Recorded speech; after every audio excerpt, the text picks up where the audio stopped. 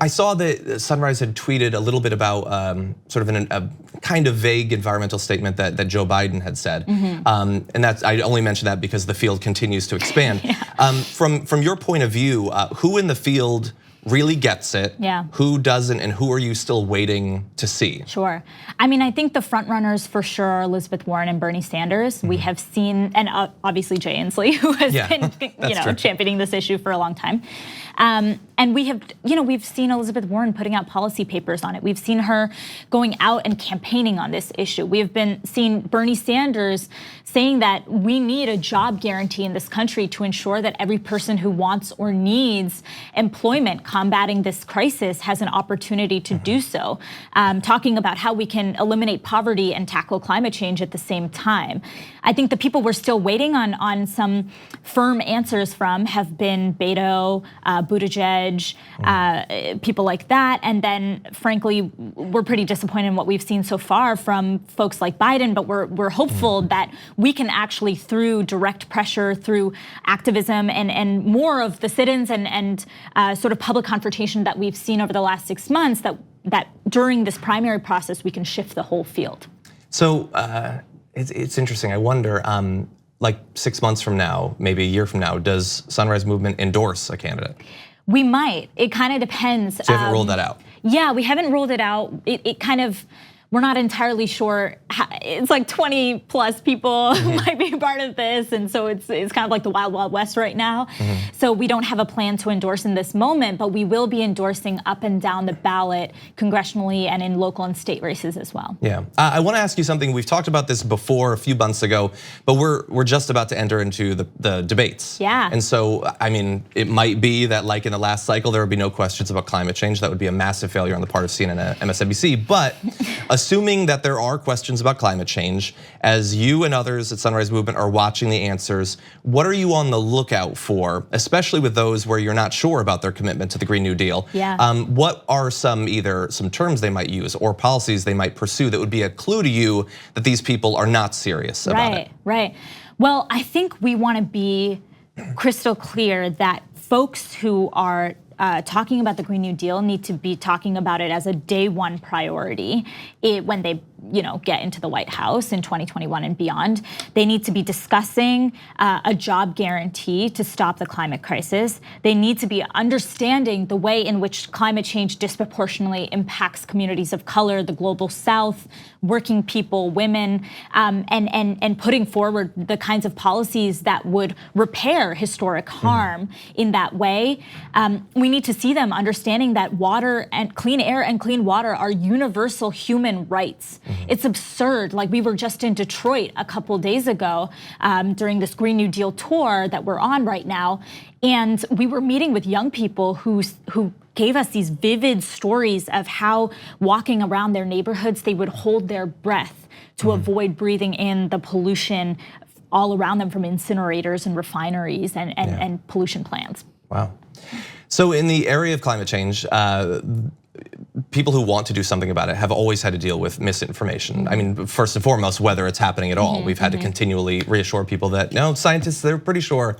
There's a lot of evidence, there's been a few papers written about it. Extremely sure, Exactly, and no, they're probably not just doing it for money. That seems ridiculous, and also they don't have any. Not a lot of money in that. Exactly, but lately, since you guys have been so successful in getting the Green New Deal on the public stage, the amount of misinformation has exploded. Did you know that when AOC got interested in this proposal, she was gonna pursue banning cows and planes and spending $93 bajillion on it?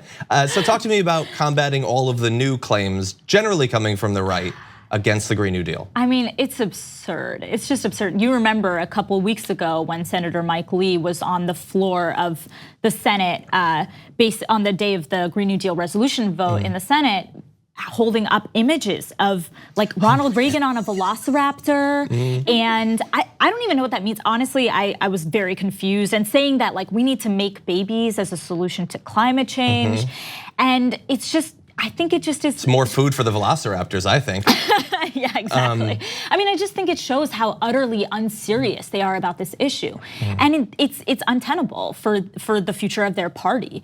We're seeing that a majority of young people in the Republican Party, we're seeing that a majority of people in the party overall and people in America think that the Republican Party's views on this issue are out of line with what the dominant public's perception is on the issue and what we need to do to stop it. So I think it's not going to be possible for them, and they understand that. For the first time in history, Mitch McConnell has had to admit that climate change is man-made, and the Democrats have been pushing them hard to do that. Yeah.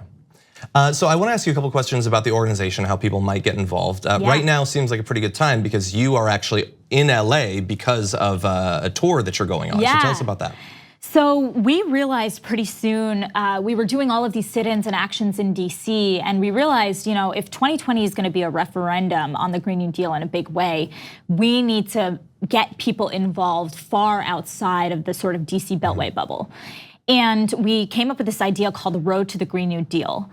And me and a few of my friends are like jam-packed in a van. We packed our bags. We are going from Boston to Detroit to Iowa to LA, Chico and Paradise, California, to New Orleans, Kentucky, and DC, really bringing this campaign for a Green New Deal to hopefully tens of thousands of people who've never heard about it before or are just getting involved to start local campaigns.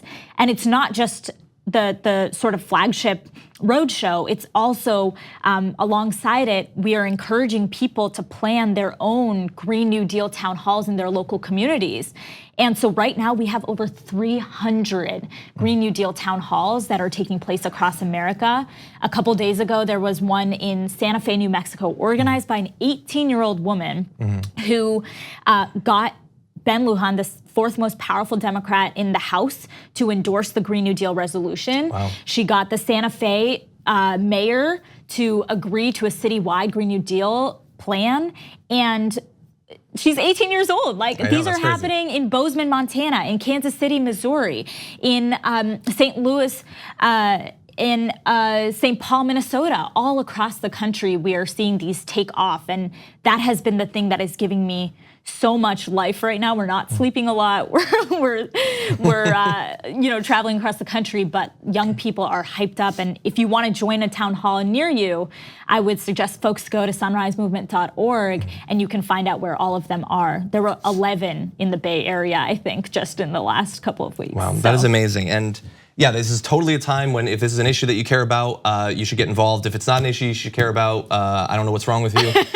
You totally should. You guys have been intense, I think is a great word. Even while you're driving around, like you recorded a video for our Earth Day special from the car, working as she wasn't driving, she was a passenger, but don't, I was like, everybody be quiet and poke your head out at this time, say hi. But look, as a person who, there's a lot of issues that I care about, but this is the most important one for me. It's why I risked being eaten by a polar bear to go to the Arctic and film a docuseries about this.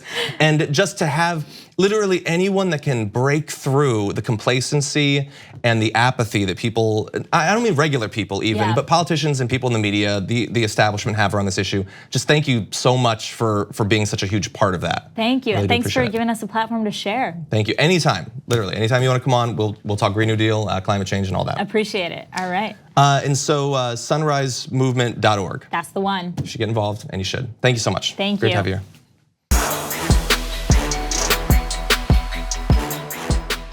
Thank you very much for watching this clip from The Damage Report. If you liked it, don't forget to subscribe to this channel and ring the bell on YouTube to get notifications of our new videos.